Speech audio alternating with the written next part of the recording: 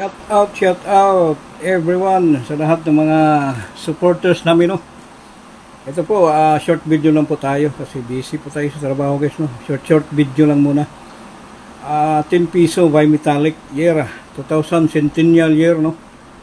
Patuloy pong binibili sa mga ibang kolektor dyan. Mataas ng bilihan nila kasi pasok na po ito sa semi hard to find.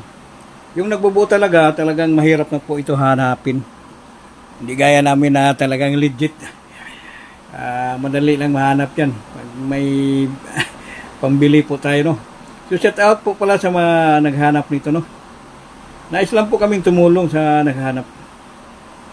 So napakadami ng hawak ni SR. Handa na po kaming tumulong o ibahagi din sa kanila, no. Yung talagang nagbubuo ng series, no. No, talagang posibilidad na mas lalo pang tumaas yung presyo nito, guys. Year 2000, guys, no, lahat yan, no. Bilangin ko muna, no, 5 piraso, no. Mataas na talagang bilihan nila, guys, no.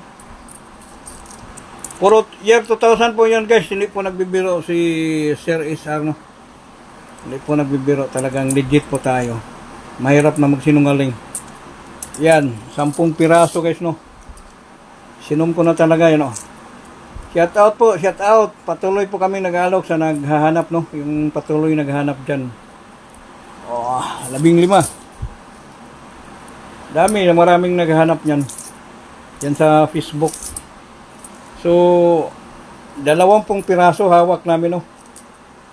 Hindi na kasama yung nasa frame ni SR. Yan. Mataas pong bilihan nila, guys, no.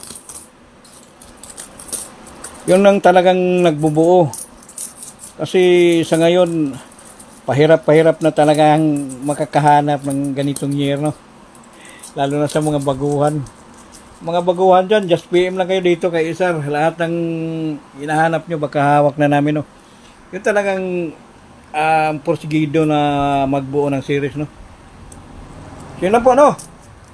Patuloy po kami nag-aalok sa naghanap. Direkta PM na lang sa kay Sir SR.